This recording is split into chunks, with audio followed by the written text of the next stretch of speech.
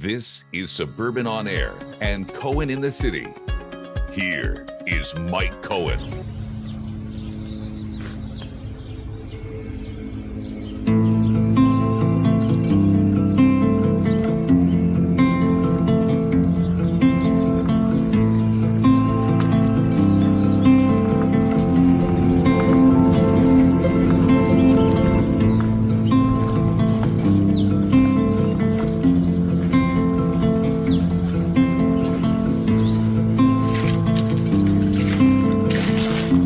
On Thursday, September 26th, 7 p.m. at the Gelber Conference Centre, there'll be a special program which is going to be co-sponsored by the Azrieli Institute and the Canadian Associates of Ben-Gurion University in commemoration of the terrorist attacks of October 7th, 2023. Professor Ilan Troen, whose daughter Deborah and son-in-law Shlomi were tragically murdered at their home in Kibbutz Holit.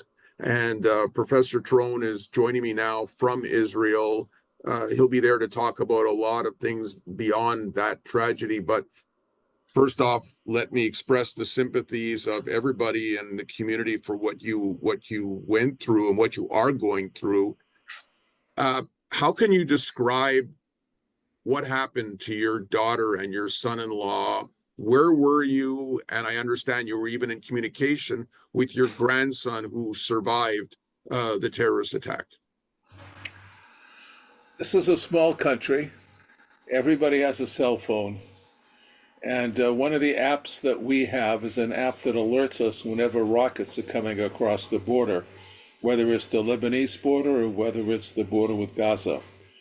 And around 6:30, we began hearing ping, ping, ping, ping, ping, ping, ping, and a kind of rapidity and continuity that was very rare, so we knew something was up. We therefore made contact with our daughter. We did not only speak with our grandson, with our daughter who lived right on the border with on the Gaza Strip, a couple hundred meters from the border, as a matter of fact. She once mentioned to us that, Dad, I think I hear scratching under the ground, a way of using humor to deal with a concerning reality, because at that time we did not yet have answers to some of the tunnels that were being established by Hamas.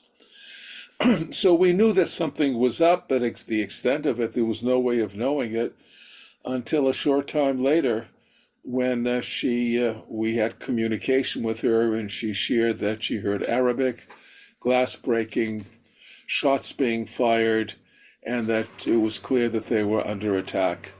An hour and a half later, we had a communication with our grandson, who was in the so-called safe room with them, that he had been shot, that his parents were dead, and that he was covered with his mother's blood, for we had come to learn that his mother, our daughter Deborah, pushed him between the bed and the wall in the safe room, covered him with a blanket, and then thrust her body on top of him. And we were in touch with him and with the two other girls, our two other granddaughters, who are in another part of the kibbutz. They're 19 and 21. So they had their own accommodations. They were mature enough to be out of the home. Our grandson was only 17, so he was resident of the home.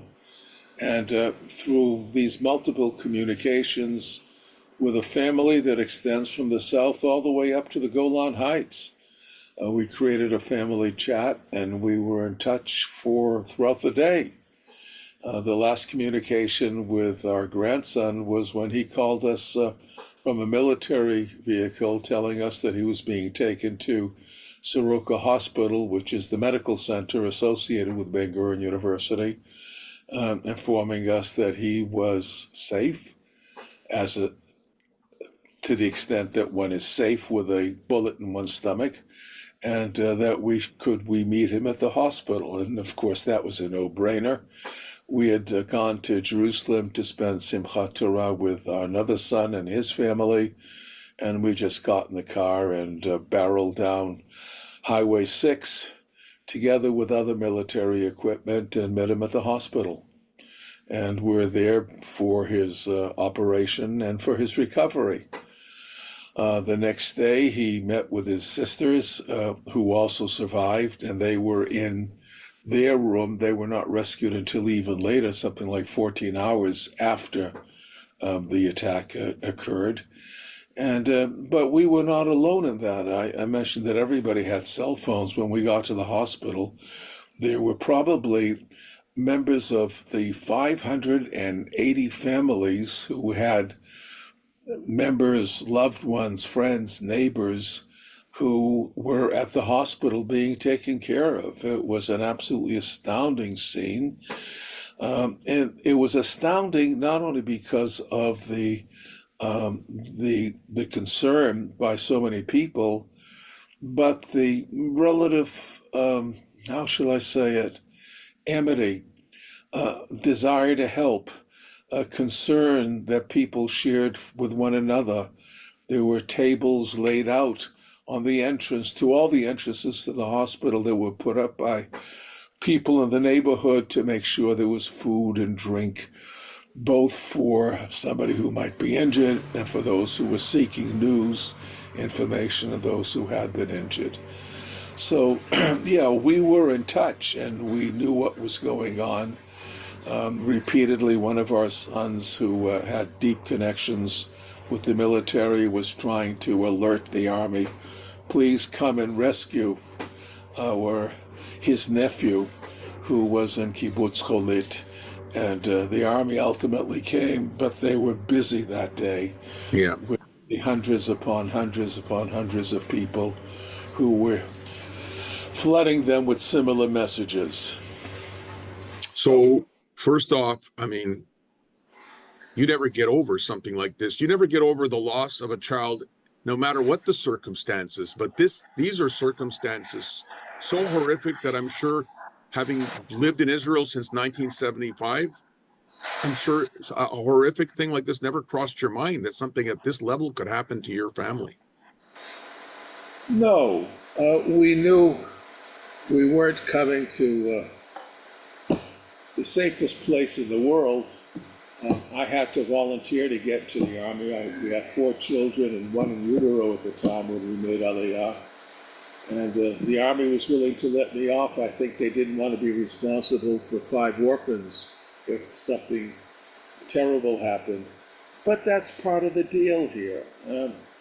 Unlike some people in Israel who try to avoid army service, a small community of religious fundamentalists, people serve. I know that when our 5th child, our 4th son was born, our neighbor came over and said, Od Chayal Yisrael, another soldier for Israel. That was entirely shocking. And that put the reality on what was an abstraction. I mean, everybody knows that if you're in Israel, you serve and you share in the responsibility. But to actually be told at the moment of birth, rather than just a mazel tov, congratulations, another doctor for humanity, another professor, a businessman who's going to, get into the liquor business like other good Montrealers have done, that your son is going to be a soldier, that was reality. How is your grandson doing, first off, physically? Because there's two ways to ask. Let me just say, he's fine. The other kids are fine. My mother suffered a pogrom in the Ukraine in 1919, and her mother saved her life as well. And I can tell you is that I would not have known that unless I were a historian and read through what occurred in the Ukraine in 1919 when something like 150,000 Jews were killed. It was the biggest pogrom until the Shoah. Right. And I wouldn't have known it until I began to reflect very recently something special about my mother's relationship to me and to my brother. And that is that she was a lioness.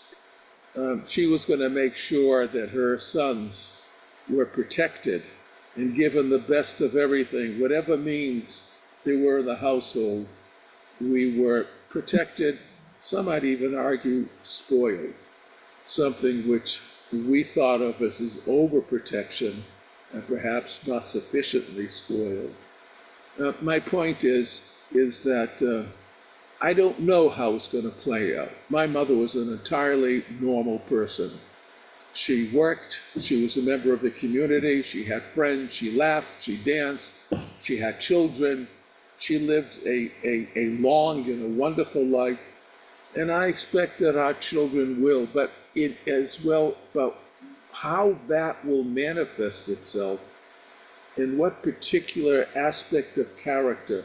I know, for example, our granddaughters, when they come over, always insist on having the alarm system put on. That's an inconvenience, because it means that every time I leave a room, if I happen to get up in the middle of the night to read something, that I have to be sensitive that if I don't shut off the alarm, I'm going to wake up everybody else in the house and perhaps the neighborhood.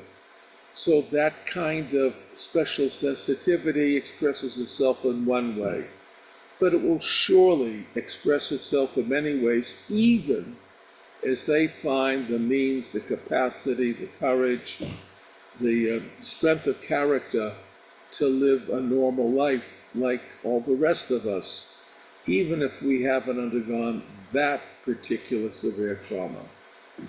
People go forward, people live, and I expect our children and the other people who have gone through this. There are people who have seen worse. After all, our children are lucky in some ways. Let me put it to you this way. We're a member of a group of parents who've lost children. Now that's what's not normal. The notion for a parent to have to give a eulogy for a child should not happen. That upsets the normal order of things. But we are with a group of other parents who have had to do the same thing. And all the other members of the group lost children at that dance that was taking place near Gaza. And all of them have empty rooms in the house with mementos and pictures and objects of young people who have yet to live their lives. In our case, we're lucky.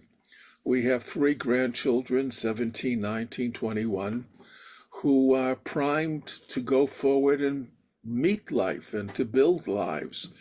And so our conversations are very different than parents who have nightmares, who haven't had the fulfillment of seeing their children come to maturity and have their own children. The variety of experiences is huge. The number of casualties is traumatizing and is painful. Everybody knows somebody who, if not directly, then somebody who knows somebody who has experienced a murder of a loved one. We do not say that our children died. We do not even say that they were killed. The word is murdered. And yes, exactly.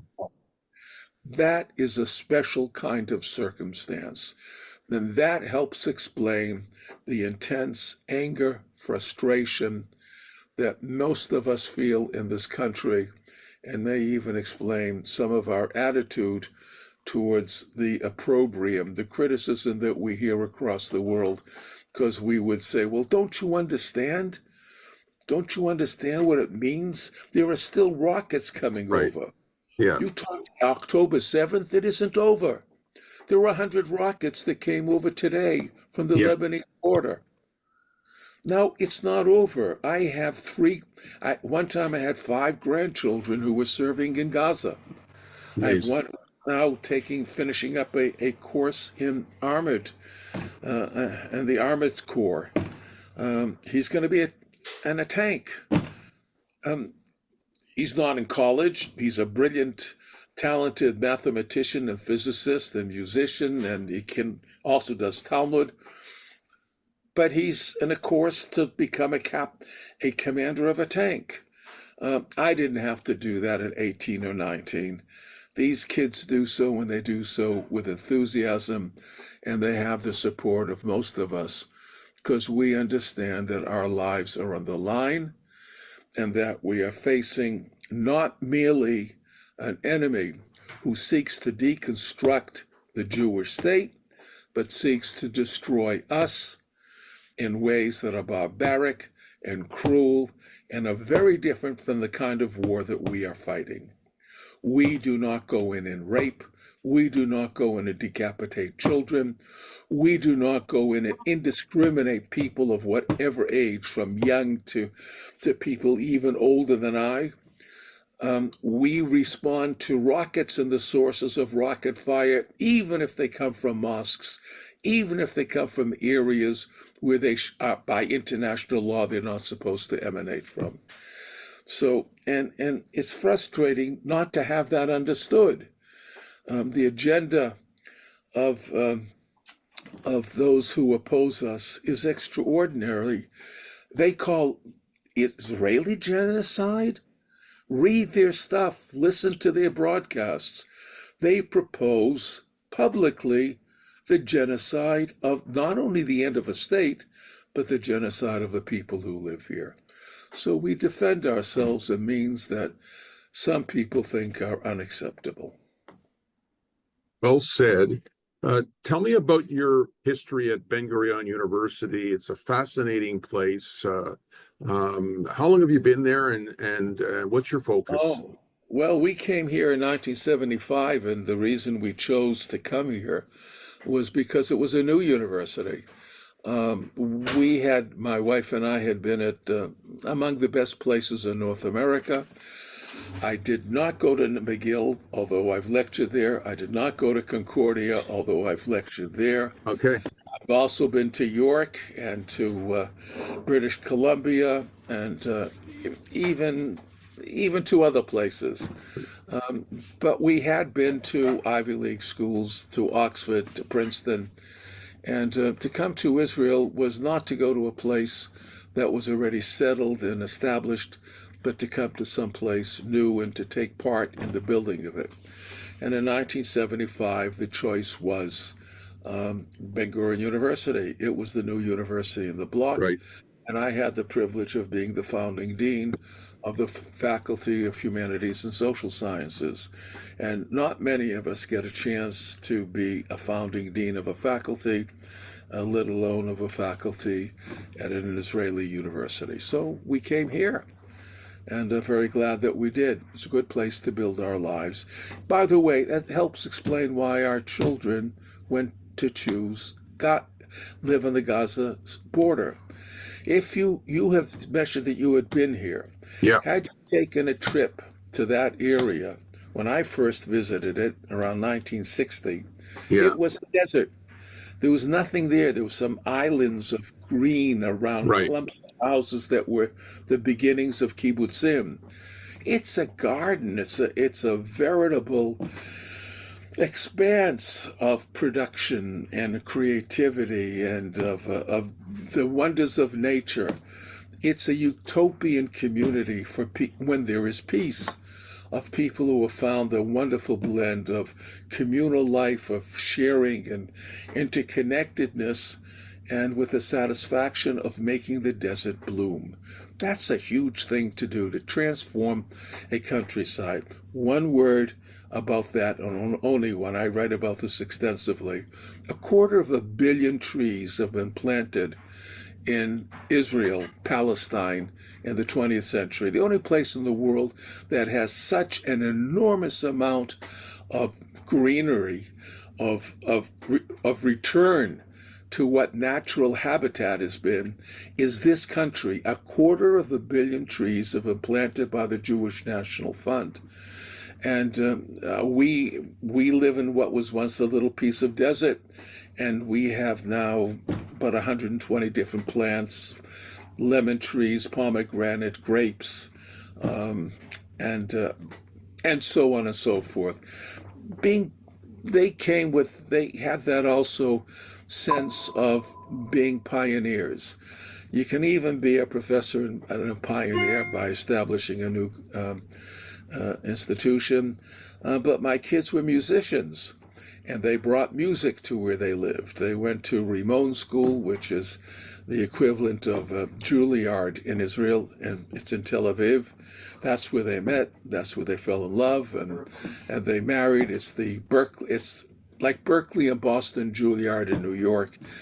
And it was music that brought them together, and it was music that they shared with the communities that they joined. So they came to give life of another kind to an area that was sorely lacking in it. Well said. My last question, your latest book, Israel, Palestine, and World Religions, Whose Promised Land? You're going to be talking about that in Montreal. Was that book written before or after October 7th? I began writing it several years before, and I'll explain why in a moment, but I stopped publication on October 7th. And I rewrote the beginning and rewrote something of the end. Look, if you teach Israel studies, which is what I've done, literally on every continent except South America, I mean, from China to Romania to you name it, there's no, whatever your interest is, there's no way to avoid the Arab-Israeli, Jewish, Muslim, and to some extent Christian conflict and tension over this land. And in most of my other books, I did not deal with it directly. But I decided that at this stage of my life, I wanted to say something that was meaningful and original. And the question is, how do we talk about the conflict? It's the conflict over the Holy Land, and that means that it's a conflict about contending religious views, desires, or theology. But in fact, what occurred was something remarkable. In the First World War, the British and the French conquered the Middle East.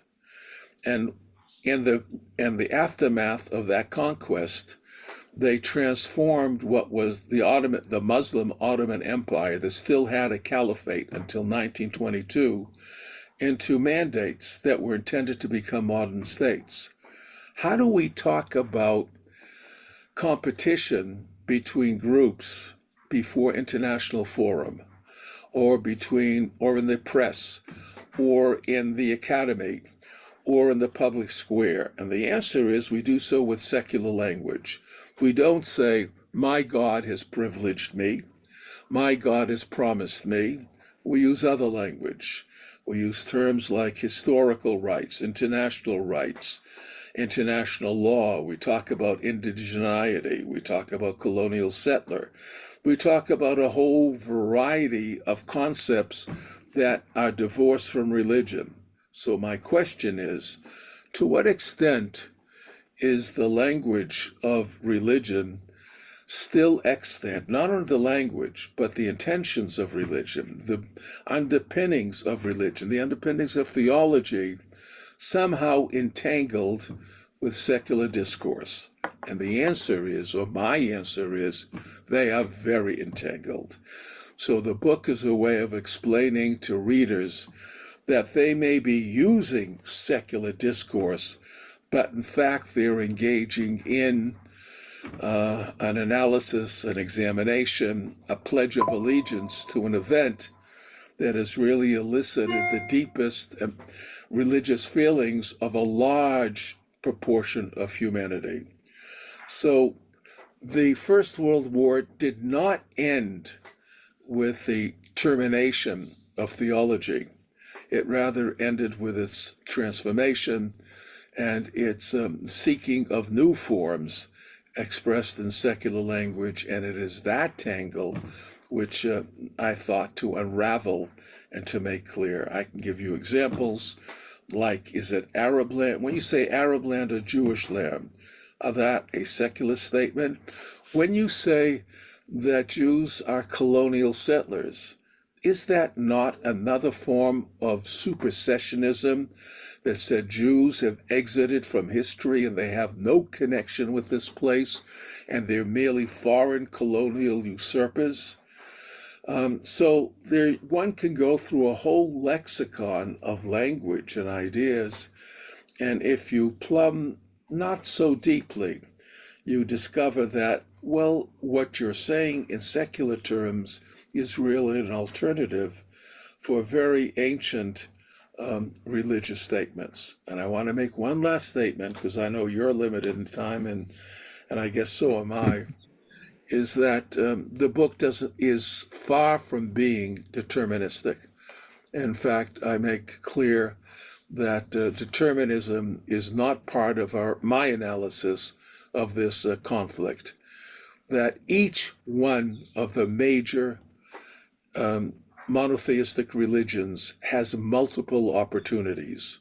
One can be a crusader, and one can seek peace. One can be a follower of Martin Buber, and one can be a religious Zionist settler. One can be a believer in jihad, and yet you could be a Sadat and go to Jerusalem and say no more war. So I'm also very interested, as I look at the theological underpinnings of the discourse, is to make the reader aware that none are exclusive, and do not allow for change, and do not allow for choice among those of us who witness this event, or even for those of us who live this event. The continuation of this conflict is not a historic or a religious necessity. I want to thank you for giving your time, really telling some very personal stories. We definitely look forward to seeing you in Montreal. Have safe travels, and we look forward to seeing you here in a few weeks. Look forward to being in Montreal again. It's a beautiful city. It certainly is. Professor Ilan Troen has been my guest. Thank you.